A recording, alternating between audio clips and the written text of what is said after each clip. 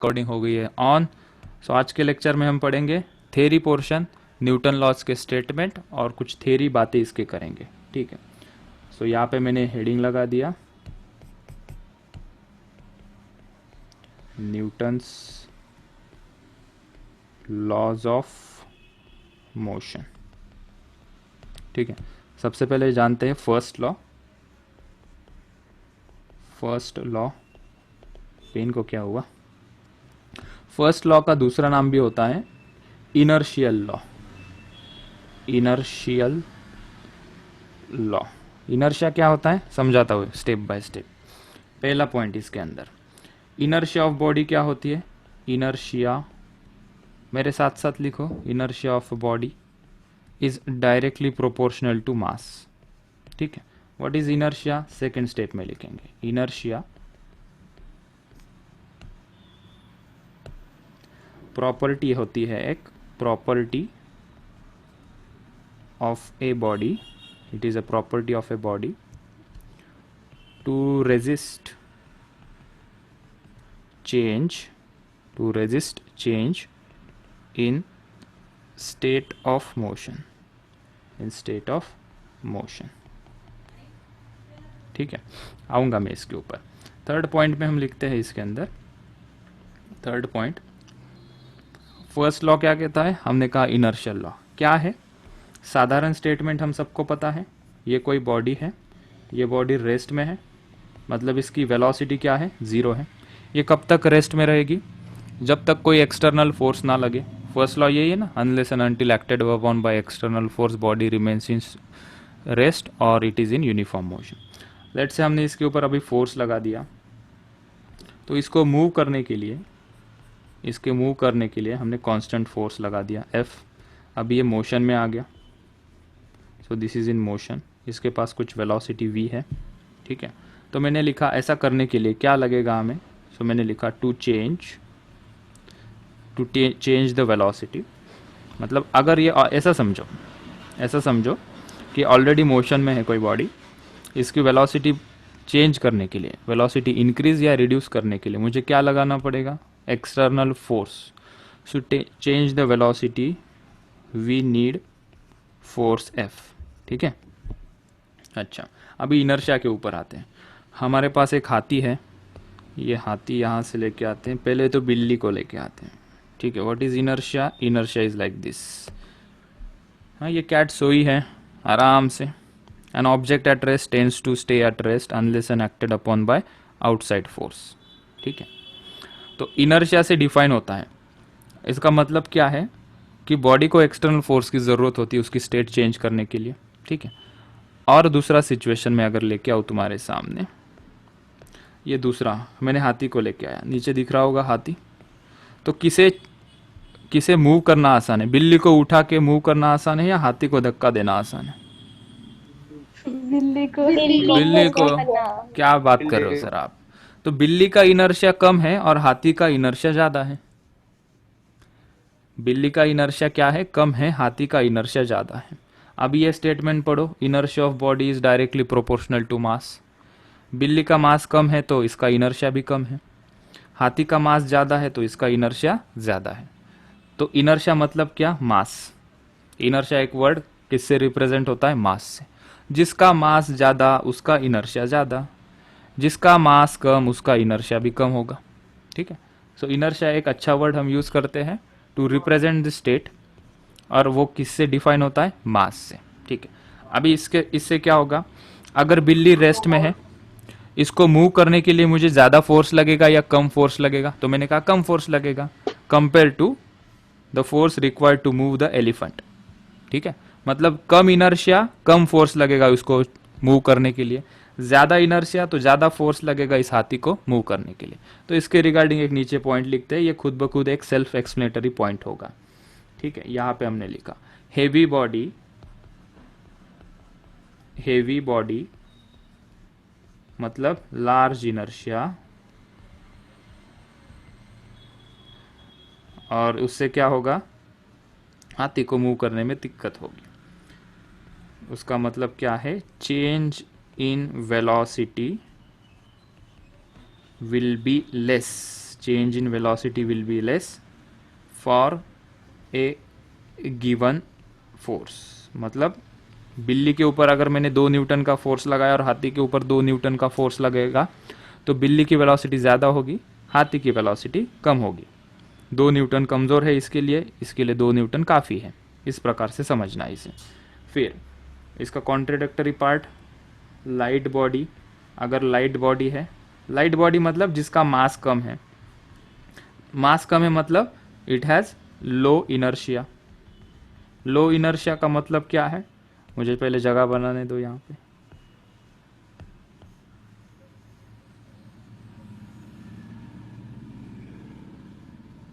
Right. लो inertia मतलब change in velocity will be more for given force compared to जो हाथी को हम लगाएंगे. ठीक है, चलो छाप लो इतना, फिर हम आगे चलते हैं. ये थ्योरी पार्ट लिखना बाकी था हमारा. Sir yes. So second law, इसको कहते हैं law of unbalanced force. Law of unbalanced force. ठीक है, इसके अंदर पहला पॉइंट, फोर्स लगाने से क्या होता है? Force causes acceleration. Force causes acceleration. दूसरा पॉइंट सभी एक्सप्लेन होंगे, लिखो मेरे साथ. Unbalanced forces on a body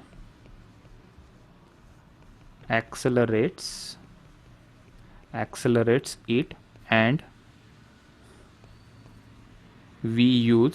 हम यूज करते हैं समेशन ऑफ फोर्सेस. फोर्स एक वेक्टर क्वांटिटी है तो एरो लगा दिया, is equals to mass of that body into acceleration of that body ए.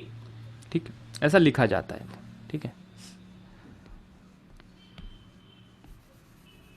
समझते हैं अनबैलेंस्ड फोर्स क्या है. तो हम 2 एग्जाम्पल लेते हैं. ठीक है, एग्जाम्पल 1.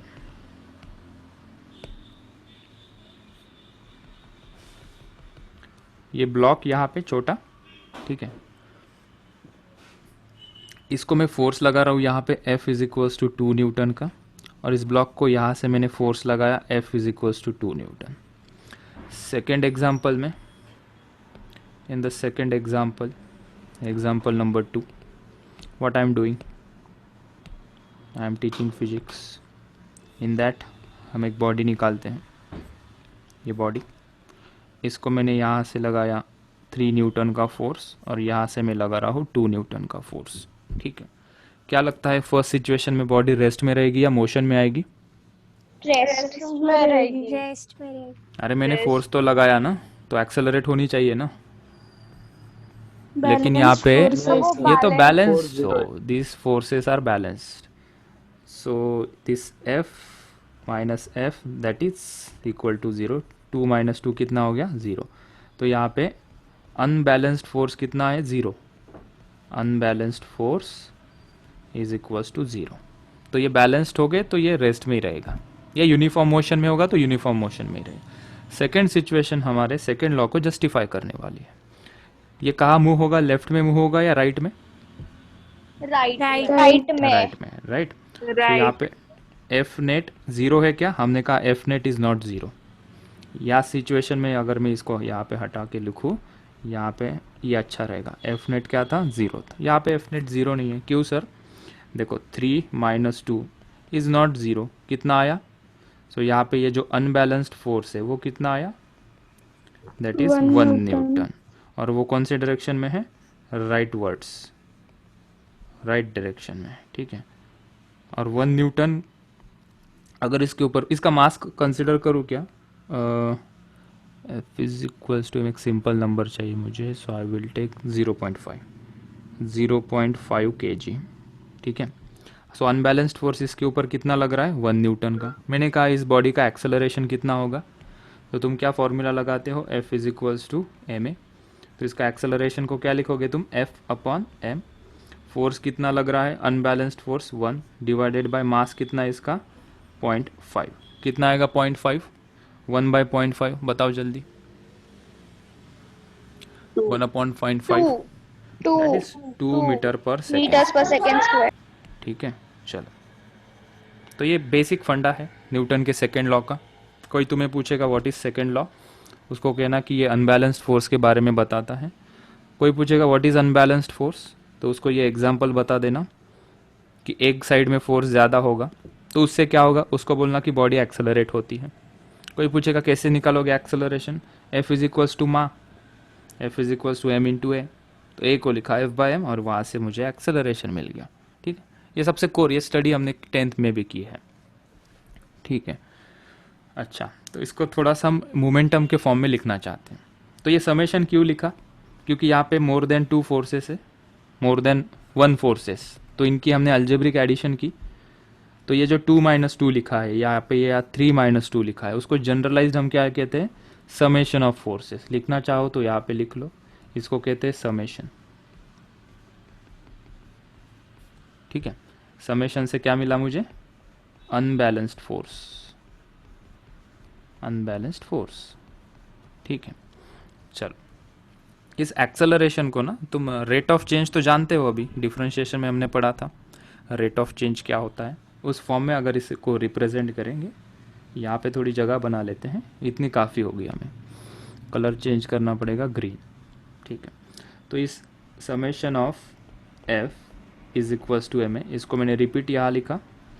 क्या तुम्हें पता है ये चीज़, एक्सेलरेशन को हम किसी ज़माने में dv/dt लिखा करते थे काइनेमेटिक्स में, दैट इज़ रेट हाँ of change sir. Of velocity. वही हम एक्सेलरेशन को इस इक्वेशन में अगर पुट करेंगे, summation of F is equals to M into dv/dt। ठीक है, क्या तुम्हें पता है ये चीज़ को क्या कहते हैं, मास इंटू वेलोसिटी को मोमेंटम। Momentum. ठीक है, सो dv, कोई पूछेगा सर ये dv क्या है, हमने तो v पढ़ा था, dv is a small change in velocity. So इसको हम p लिखते हैं, तो कलर चेंज करेंगे, p इज इक्वल्स टू क्या होता है, यहाँ पे dp करेंगे उसको, dv है तो dp, m इंटू dv। ठीक है, इसको क्या कहते हैं, momentum. This is what, momentum. Mass into velocity is momentum. ठीक है, तो मोमेंटम के टर्म में हम फोर्स का फॉर्मूला लिखते हैं। तो आ गया फोर्स का formula in terms of momentum, M D V को लिखो डी पी और ये नीचे डी टी। ठीक है, तो ये हमारा फॉर्मूला बन गया। This is the purest form of force. ठीक है, एक्चुअली इस फॉर्म में रिप्रेजेंट करते हैं हम फोर्स को। ये तो इसका बाय प्रोडक्ट, मतलब फिनिश प्रोडक्ट है। F is equals to M A is the finish product of this D P by D T. इसकी डिटेल जानकारी हम और करने वाले हैं आगे, बस इतना यहाँ पे याद रखो। इसको हम कहते हैं, फोर्स को अगर डिफाइन किया जाए दूसरी भाषा में, उसको कहेंगे rate of change of momentum. तो इस पूरे टर्म को हम क्या कहेंगे, that is rate of change of momentum.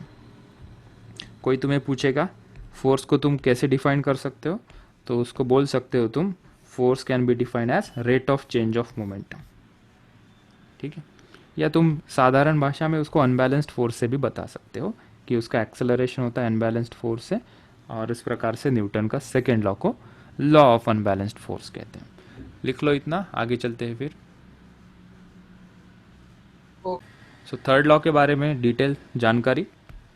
Third law, blue colour.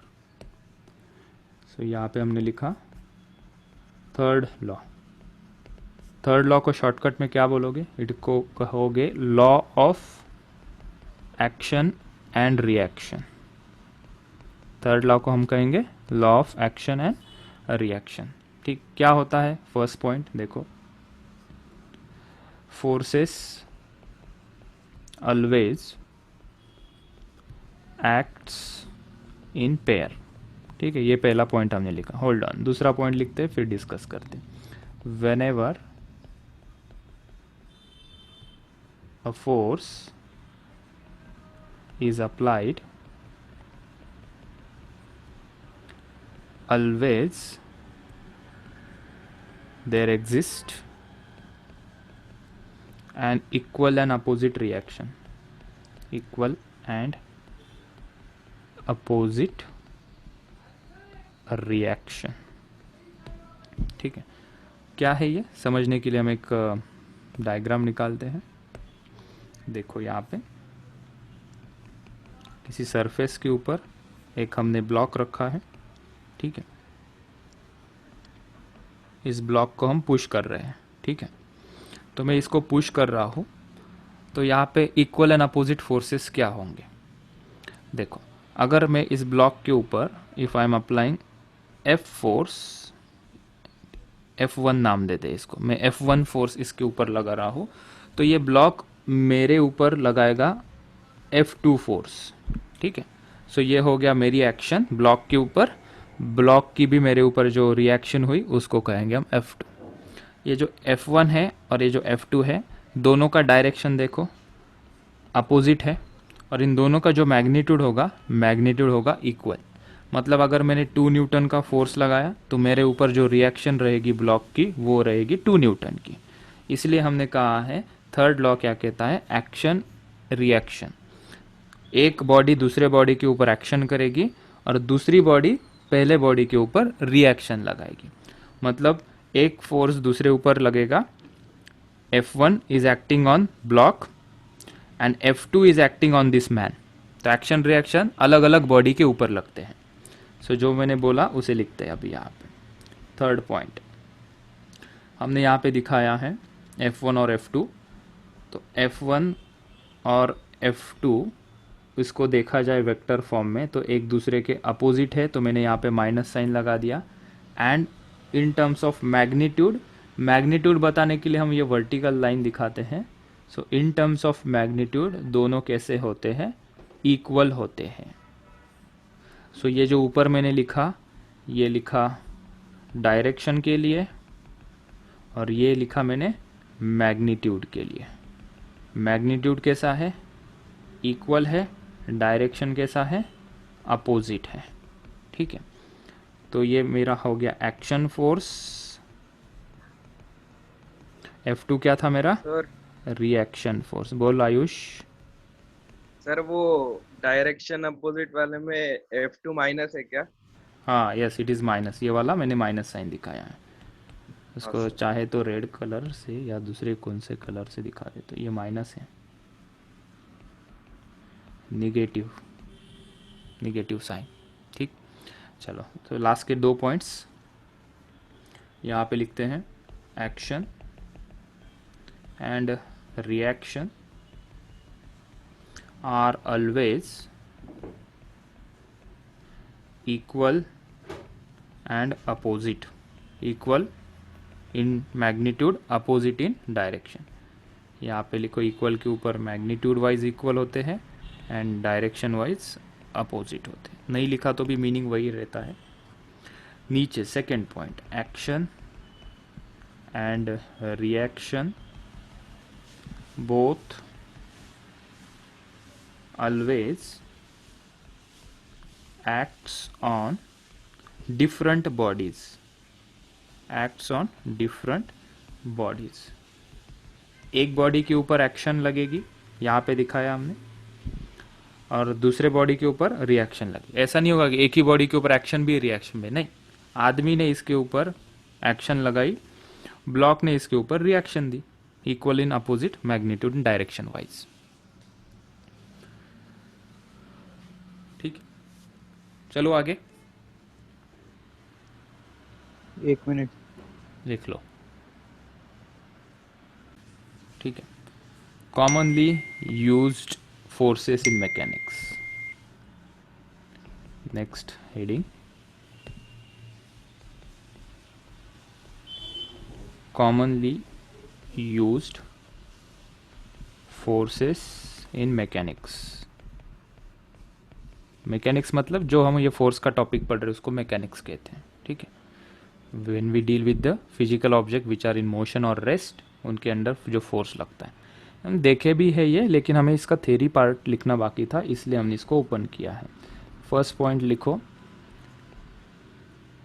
In study of rest and motion, comma most commonly used forces are, कौन से हैं? पहला नॉर्मल, क्या है ये, नॉर्मल रिएक्शन एट कांटेक्ट, हमने पढ़ा ना वो नॉर्मल रिएक्शन, वो वाला। दूसरा कौन सा था? Tension in string, tension in string, tension in string, T. Normal reaction N से दिखाते हैं, ठीक, ये ऑलरेडी लिखा है। इसके एग्जाम्पल भी यहाँ लिख लो ताकि एक ही पेज के ऊपर पूरा डिस्क्रिप्शन मिल जाए हमें।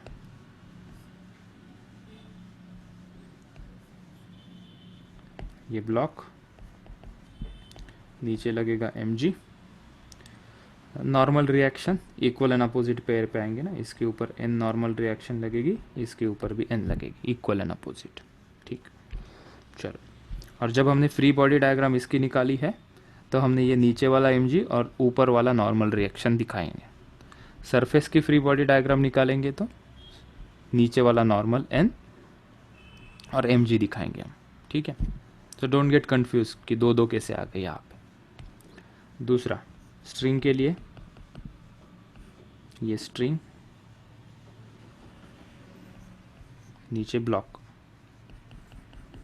इसके ऊपर एक फोर्स mg नीचे लगेगा और एक t ऊपर लगेगा, ये तो देखा ही है हमने, ओके। ऊपर के एंड से देखोगे तो टेंशन नीचे की तरफ लगेगा। चलो, अभी हम FBD के ऊपर आते हैं। FBD के ऊपर हमने लिखा है ऑलरेडी, डिस्क्रिप्शन लिखा है FBD का। कुछ एग्जांपल से स्टार्ट करते हैं। थ्योरी हो गई है, इतना ही लिखना था इसके ऊपर, फर्स्ट सेकंड थर्ड लॉ और कॉमन फोर्सेस। हम अभी FBD के डायरेक्शन वगैरह उसकी थोड़ी प्रैक्टिस कर लेते हैं, फिर हम कल के क्वेश्चन के ऊपर भी आएंगे। देखो, first question, example 1,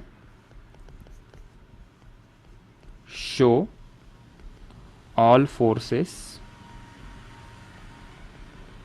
acting on the block and rod in their free body diagram, ठीक है। डायग्राम निकाल रहा हूँ मैं नीचे, वो डायग्राम पे हमें फोर्सेस दिखाने हैं।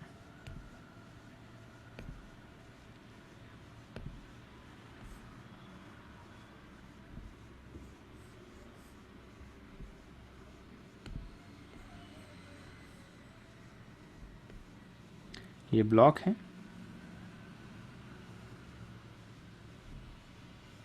और यहाँ पे एक रॉड है। रॉड का शेप फॉर्म नहीं हो रहा है,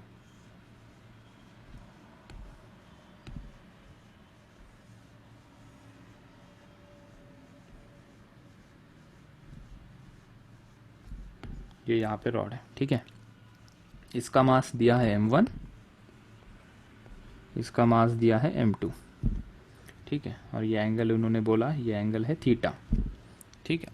तो तुम्हें दोनों की फ्री बॉडी डायग्राम निकालनी है, m1 की और m2 की। चलो निकालो, ये तुम्हारी रिस्पॉन्सिबिलिटी है। I am waiting for 1 minute. m1 और m2 की मुझे फ्री बॉडी डायग्राम चाहिए। Try this.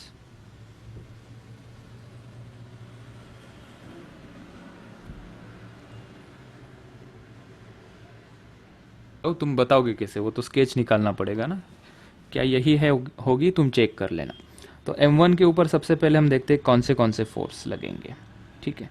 एक तो नीचे लगेगा mg, ऊपर लगेगी नॉर्मल रिएक्शन, ठीक है। और यहाँ पे ये कांटेक्ट है, तो यहाँ पे भी कुछ नॉर्मल रिएक्शन लगेगी। इक्वल एंड अपोजिट में होता है ना नॉर्मल रिएक्शन। इसकी फ्री बॉडी डायग्राम की अगर हम बात करें तो इसका वेट इसके लिए नीचे लगेगा, नॉर्मल रिएक्शन यहाँ लगेगी, यहाँ पे भी एक नॉर्मल रिएक्शन होगी ऊपर, ठीक है। So first show the forces of m1। m1 के मैं फोर्सेस शो करने जा रहा हूँ। आई नीड रेड कलर, ठीक है। mg नीचे, m1g, ठीक है, ओके। ये सरफेस है सरफेस ब्लॉक के ऊपर नॉर्मल रिएक्शन लगाएगा, ऊपर इसको N1 दिखाते हैं, और ब्लॉक भी उसके ऊपर N2 नीचे लगाएगा, ठीक है।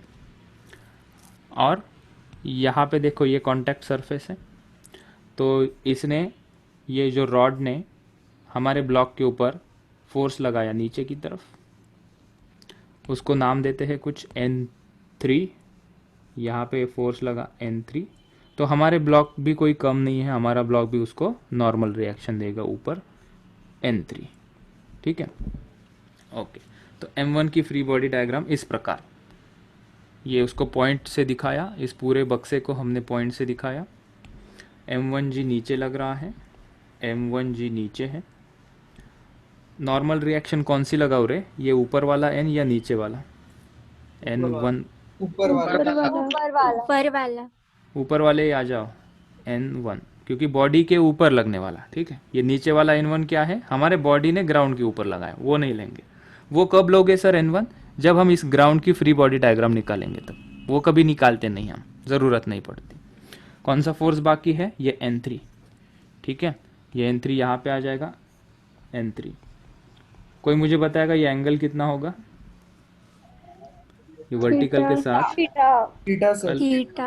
कल हमने देखा था, ये है ट्रायंगल, ये थीटा, ये 90, ये 90 माइनस थीटा हो जाएगा, और ये थीटा आ जाएगा, ठीक है। कल ही देखा था हमने इसे। और कोई फोर्स इसके अलावा नहीं। तो हमें क्या करना पड़ेगा, N3 को रिजॉल्व करेंगे ना। N3 को रिजॉल्व करते चलिए। N3 का ये कंपोनेंट मुझे बताओ क्या आएगा, N3 साइन थीटा या cos theta? Sine sine theta, okay. और ये वाला N3 cos theta cos theta, ठीक है। सो एक बार हमने कंपोनेंट लिख दिए तो इसको बताने की ज़रूरत नहीं पड़ेगी। इसका अगर फोर्स का इक्वेशन देखेंगे तो क्या होगा, N1 is equals to M1G plus N3 cos theta. तुम यहाँ पे इसको इधर लिख के माइनस इज इक्वल टू 0 लिख सकते हो, या ये माइनस एनीवे इधर आके पॉजिटिव हो जाएगा। तो मैं इस फॉर्म में लिखना प्रेफर करता हूँ। बोलिए सर, हम बस N3 लिख के छोड़ देते तो वो इनकम्प्लीट होता क्या? N3 को कहाँ लिखेंगे, क्योंकि हमने ये जो इक्वेशन लिखा है ये फोर्स का इक्वेशन लिखा है ना, तो इसको एक डायरेक्शन तो चाहिए। ये क्या लिख रहे हैं हम ये वाले डायरेक्शन के फोर्सेस लिख रहे हैं। तो ये डायरेक्शन के फोर्सेस की हम प्लस माइनस साइन के साथ राइटिंग कर सकते हैं, इसके लिए नहीं कर सकते ना, क्योंकि force is a vector quantity, तो इसको मोड़ना ही पड़ेगा हमें यहाँ पे। तो yes, you can not right this N3 directly, okay. और दूसरा इक्वेशन क्या बनेगा, हॉरिजॉन्टल का? N3 sin theta is equal to sine theta is equals to 0। ठीक है। चलो अभी M2 की FBD निकालते हैं। M2 के ऊपर कौन से फोर्स है, उसका वेट नीचे M2G, नॉर्मल रिएक्शन, इसके ऊपर नॉर्मल रिएक्शन N3 कहाँ लग रही है, इधर, तो हमने ये दिखा दिया N3, दिस इज N3। और इसका वर्टिकल के साथ एंगल कितना होगा, इट विल बी थीटा। और एक फोर्स बाकी है, कौन सा, यहाँ पे दिखाना बाकी है, ठीक है। इसको N4 से दिखाए क्या हम, ये रॉड ज़मीन को N3 फोर्स लग, N3 हो गया है लेटर, इसको N2 लेटर ले ले क्या हम, N2 ऑक्यूपाइड है क्या, नहीं, N2 इज अवेलेबल, N2 ज़मीन इसके ऊपर लगाएगी, ऊपर की तरफ, action is equals to reaction. मुझे बताओ मैंने कौन सा फोर्स लेना चाहिए, ये वाला या ऊपर वाला? N2 ऊपर वाला कारण कि रॉड के ऊपर ये फोर्स लग रहा है। नीचे वाला N2 क्या है, रॉड जमीन के ऊपर लगा रहा है, वो नहीं दिखाना चाहते, उसके ऊपर लगने वाला, रॉड के ऊपर लगने वाला ऊपर वाला N2। सो ये N2 हमने दिखा दिया ऊपर, ठीक। और कोई फोर्स इसके अलावा कोई फोर्स नहीं है। अभी क्या करेंगे हम, ये तो टेढ़ा हो गया ना, इस टेढ़े को सीधा करने का इलाज हमारे पास है, कंपोनेंट। इसके हम कंपोनेंट ले लेते हैं। ये कंपोनेंट क्या आएगा, N3 साइन थीटा, और ये जो ऊपर वाला N3 कॉस थीटा। अभी किसका इंतजार है, फटाफट लिखो। इक्वेशन क्या आ जाएगा, N2 is equals to M2G, और दूसरा इक्वेशन, पहला इक्वेशन गलत लिखा सर आपने, N2 plus N3 cos theta is equals to m2g और ये n3 sin theta is equals to 0। ठीक है, चलो दैट्स इट। इस प्रकार से फ्री बॉडी डायग्राम की एक रिवीजन भी हो गई।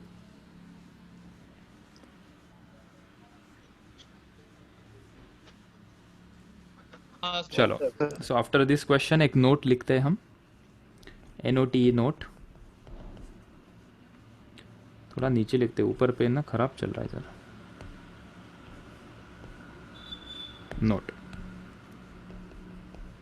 In case of a circular comma spherical और सिलेंड्रिकल, ब्रैकेट में लिखना सिमेट्रिकल बॉडी, सिमेट्रिकल बॉडी या object, comma normal, normal reaction की बात कर रहे हो ना, तो अंदर सिमेट्रिक बॉडी लिखने का कोई मतलब नहीं बनेगा। So in case of uniform spherical or cylindrical object, comma, normal reaction always pass through the center of object. The normal reaction is always pass through center of object. इसको example देता हूँ, फिर समझ में आएगा।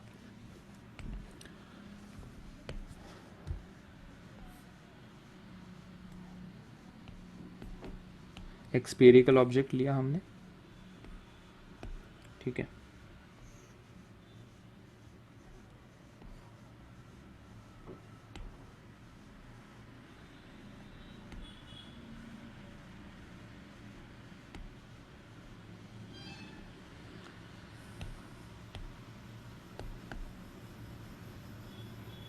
ये ऐसे स्टेप है, ये ग्राउंड,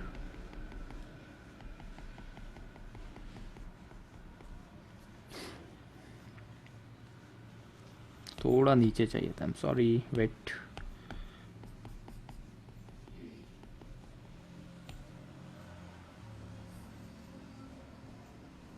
हाँ ठीक है, हम इसको खींच रहे हैं, so we are pulling this, इधर खींचेंगे हम इसे, ठीक है, F फोर्स लगा रहा हूँ मैं इसके ऊपर।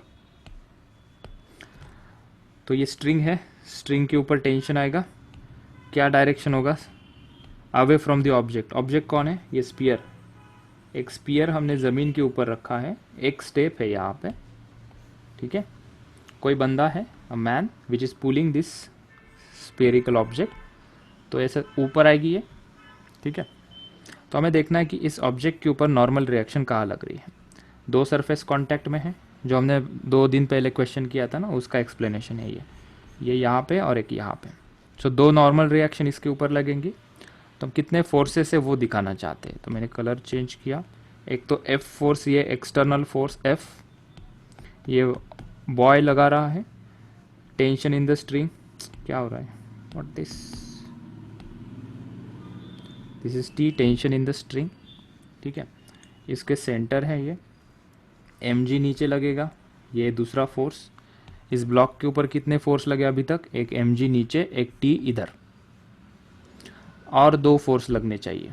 वो 2 फोर्स कौन से हैं, नॉर्मल रिएक्शन, ठीक है, तो एक नॉर्मल रिएक्शन N1 नीचे और एक ऊपर, action is equals to reaction. दूसरी नॉर्मल रिएक्शन दूसरे कॉन्टैक्ट सरफेस पे, यहाँ पे, ये कॉन्टैक्ट सरफेस ऐसा है, उसके परपेंडिकुलर एक यहाँ पे लगेगी और एक यहाँ पे लगेगी। थोड़ा बढ़ा के दिखाता हूँ यहाँ पे इसे, ये, ठीक है, ये इसको N2 कह दो और ये नीचे लगेगी वो N2 है, ओके। तो एक्चुअली N1 थोड़ा गलत दिखाया मैंने, I want to represent N1 in the line of centre. So N1 को थोड़ा हटा के यहाँ दिखा दो, N1 ऊपर और N1 नीचे, ठीक है, और mg भी नीचे लग रहा है, तो mg का भी बंदोबस्त करके देता हूँ। mg हम यहाँ पे दिखा देते हैं नीचे, ठीक। So what I am doing actually, क्या कर रहा हूँ मैं, इसकी मुझे फ्री बॉडी डायग्राम निकालनी। क्या लिखा हमने, इन केस ऑफ सर्कुलर और स्पिरिकल और cylindrical object normal reaction always pass through the centre of the object. Normal reaction इस स्पीयर के ऊपर दो लग रही है, एक ये सरफेस पे और एक ये यहाँ पे पॉइंट कांटेक्ट पे। तो वो कहते हैं कि जो नॉर्मल रिएक्शन है ना, normal reaction always pass through the centre. यहाँ पे ये जो normal reaction it will always pass through its centre. इस ऑब्जेक्ट का सेंटर क्या है, ये वाला। नॉर्मल रिएक्शन जो नीचे वाले सरफेस पे लगेगी, जो नीचे वाला सरफेस उसके ऊपर लगेगा, वो सेंटर से पास होते हुए ऊपर लगेगी n1, और ये पॉइंट कांटेक्ट से जो नॉर्मल रिएक्शन लगेगी वो सेंटर से पास होते हुए इस डायरेक्शन में लगेगी। और टेंशन भी यहाँ लगेगा अपना। टेंशन का ऐसा कुछ नहीं कि वो सेंटर से लगना चाहिए, जहाँ से रस्सी बंधी हुई है वहीं से टेंशन टी लगेगा। इसकी एफ बी डी निकालना चाहते हैं, F B D of sphere, ठीक है। इसका मास m होगा। सो हमने पॉइंट दिखाया, नीचे लग रहा है mg। अभी मुझे बताओ कौन सा n1 लूँ, ये नीचे वाला या ऊपर वाला? ऊपर वाला। ऊपर वाला। ऊपर, इसके ऊपर लगा n1, ठीक है। n2 का direction, this is the direction of n2। Let's say horizontal के साथ हमें एंगल गिवन है, तो इस बार हम थीटा हॉरिजॉन्टल के साथ दिखाते हैं। मान लेते हैं कि क्वेश्चन में गिवन होगा वो। अच्छा, n2 यही दिखाएंगे ना, क्या ये वाला n2 दिखाएंगे? ये वाला नहीं दिखाएंगे कि ये वाला n2 हमारा स्पीयर सरफेस पे लगा रहा है, ये वाला n2 सरफेस हमारे स्पीयर के ऊपर लगा रहा है, इसलिए हमने n2 ये दिखाया। टेंशन t कहाँ लग रहा है, यहाँ पे लग रहा है टेंशन t, ठीक है। अब इसके कंपोनेंट्स ले लेते हैं, n2 के कंपोनेंट्स लेते हैं।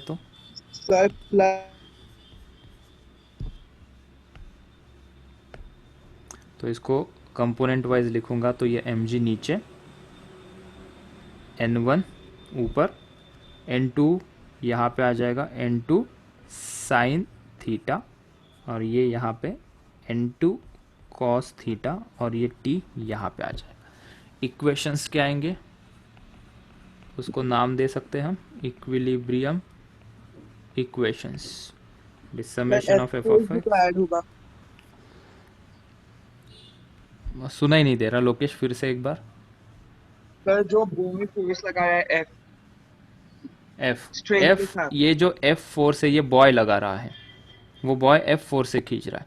वो एफ फोर्स स्पीयर के ऊपर जो ट्रांसमिट हो रहा है, that is transmitting through string. तो अल्टीमेटली इसके ऊपर कौन सा फोर्स लग रहा है, टेंशन टी। टेंशन टी क्यों क्रिएट हुआ, टी क्रिएट हुआ क्योंकि एफ लगा है। अगर ये एफ फोर्स छोड़ दे, ये आदमी एफ फोर्स छोड़ दे, तो टेंशन टी भी नहीं लगेगा। अगर इसने एफ फोर्स लगाना छोड़ दिया, रस्सी हाथ से छोड़ दी इसने, ये बंदे ने रस्सी हाथ से छोड़ दी, तो टेंशन टी लगेगा क्या, नहीं। So because of this F tension T create हुआ है। सो डायरेक्टली कौन सा फोर्स अटैच है ये स्पीयर से, स्ट्रिंग वाला, इसलिए हमने सिर्फ टी दिखाया है, और टी क्रिएट ही हुआ है because of F. So we only represent T, not F, ठीक है। So summation of F of X, T is equals to n2 cos theta, and summation of F of Y लिखोगे is equals to 0। यहाँ पे होगा n1 plus n2 sine theta is equals to mg। So these are the two equations we are getting. हम यहाँ पे सिर्फ free body diagram और equation plot कर रहे हैं, आगे चल के हम इसे सॉल्व भी करेंगे। और मंडे को हम Newton laws, second law of motion जो है उसके ऊपर से और क्वेश्चन बनते हैं, उसके लिए फ्री बॉडी डायग्राम निकालना ज़रूरी होता है। So hence we are stressing more on this free body diagram and plotting the equations.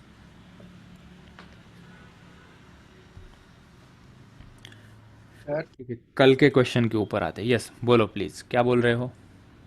Sir वो नॉर्मल फोर्स तो सेंटर से लगता है। देखो इसमें क्या करेंगे हम सबसे पहले इस ब्लॉक की फ्री बॉडी डायग्राम निकालते हैं, ठीक है। तो सबसे पहले स्टेप में मैंने किया F B D of 10 kg, उसका वेट कितना, मास कितना है 10 kg है, ठीक है। क्या क्या फोर्सेस लग रहे हैं देखो, नीचे 10g mg मतलब mass 10 into G, acceleration due to gravity g। ऊपर लग रहा है टेंशन यहाँ पे एक मिसिंग थी ना टर्म, टी नॉट थी वो, ये T1 इस रस्सी का है। सो ऊपर ये जो स्ट्रिंग है वो टेंशन टी नॉट लगा रही है, सो ऊपर ये टी नॉट है। ठीक है, चलो तो इसका इक्वेशन यही बन जाएगा, T not is equals to 10 into ji. So T not कितना आया, जी की वैल्यू 10 पुट कर देंगे, so T not is equals to 100 Newton. ठीक है, सो मुझे एक स्ट्रिंग का आंसर मिल गया 100 न्यूटन। ठीक है, चलो अभी हम पॉइंट ए की तरफ हमारा मोर्चा बढ़ाते हैं। F B D of point A, second F B D of point A. Point A को पॉइंट है तो पॉइंट ही दिखाओ। क्या क्या फोर्स लग रहे हैं, कितने रस्सी है भाई, 1 2 3। ठीक है, टेंशन का डायरेक्शन कैसे दिखाते हैं, अवे फ्रॉम द ऑब्जेक्ट। तो ये T1 का डायरेक्शन यहाँ होगा, T2 का डायरेक्शन यहाँ होगा और नीचे T0 होगा। ठीक है, सो हमने यहाँ पे दिखाया दिस इज T1, नीचे क्या है, नीचे है T0 और यहाँ पे है ये T2 और इसका एंगल भी हमें गिवन है, कितना है ये 30 डिग्री है। एक चीज़ केयरफुली देखना, जब हमने 10 kg की FBD निकाली थी तब देखो टेंशन का डायरेक्शन क्या था, ऊपर, और जब मैंने पॉइंट ए की FBD निकाली है वही स्ट्रिंग के टेंशन का डायरेक्शन क्या हो गया, नीचे। ठीक है, keep this thing in mind. अभी इसे सॉल्व करोगे तो कंपोनेंट वाइज T2 के कंपोनेंट अभी तुम्हें तो फैमिलियर है ही, एक T2 तो T1 यहाँ पे, T0 को कोई दिक्कत नहीं, ऊपर हम लेके जाएंगे T2 साइन थीटा या कॉस थीटा, बेटा क्या लिखे, cos थीटा। ऊपर वाला cos थीटा। कॉस 30। ठीक है, और ये वाला हो जाएगा T2 साइन 30 डिग्री। इक्वेशन बना लेते हैं, कलर चेंज करते हैं, कन्फ्यूजन नहीं होगा। So I will write T1 is equals to T2 sine 30 degree and T0 is equals to T2 cos 30 degree. तो T0 तो पता है कितना है, T0 100 is equals to T2 यहाँ से आ जाएगा, कॉस 30 कितना होता है, √3/2। ठीक है, तो मुझे T2 की वैल्यू मिल सकती है ना, कितनी मिलेगी, 200/√3 न्यूटन। ओके, अभी क्या करेंगे, T1 की वैल्यू फाइंड आउट करेंगे। इसको इतना ही रहने दो, सॉल्व करने की ज़रूरत नहीं ज़्यादा। हाँ लोकेश बोलो। सर वो क्वेश्चन में मेंशन करेंगे बॉडी फिर से बोल लोकेश, सुना ही नहीं पड़ रहा यार, क्या बोल रहा है तू। तब तक मैं सर, T1 निकालता हूँ। हाँ बोल। क्वेश्चन में मेंशन करेंगे ना कि बॉडी क्वेश्चन में मेंशन करेंगे ना, उसके आगे सर वो बोल बॉडी रहा है कि है। हाँ क्या बोल रहा है सर, मैं लोकेश, पूछ तू रहा हूँ कि रेंज में नहीं क्वेश्चन है। में वो मेंशन करेंगे ना कि जो 10 kg की बॉडी है हाँ वो मास गिवन रेस्ट होगा पे ना। रहेगी, मतलब ये सारे टेंशन लगने के बाद। हाँ दैट इज एट रेस्ट, वो मेंशन रहेगा। अगर उनको बोलना है कि ये नीचे आ जाएगा तो वो वैसा मेंशन करेंगे, because of this it is moving downward with acceleration a और विथ वेलोसिटी भी, वो मेंशन रहेगा। ठीक है, तो हम अभी T2 निकाला है ना, अभी T2 की वैल्यू यहाँ पुट कर दो और T1 आ जाएगा। So T1 will be equals to, T2 की वैल्यू पुट की मैंने 200/√3 इंटू साइन 30 इज 1/2। सो मुझे T1 मिल गया, T1 मिल गया 100/√3 न्यूटन। ओके, क्या बाकी है अभी, T3 एंड T4। क्या तुम अभी सॉल्व करके मुझे बता सकते हो? You need to just write the FBD of this point B and do let me know what is the value of T3 and T4। मैंने A और B के, A और ब्लॉक की FBD निकाल के तुम्हें T0, T1 और T2 निकाल के दिया है। तुम अभी B की FBD निकाल के मुझे T3 और T4 बताओ। चलो सॉल्व करो।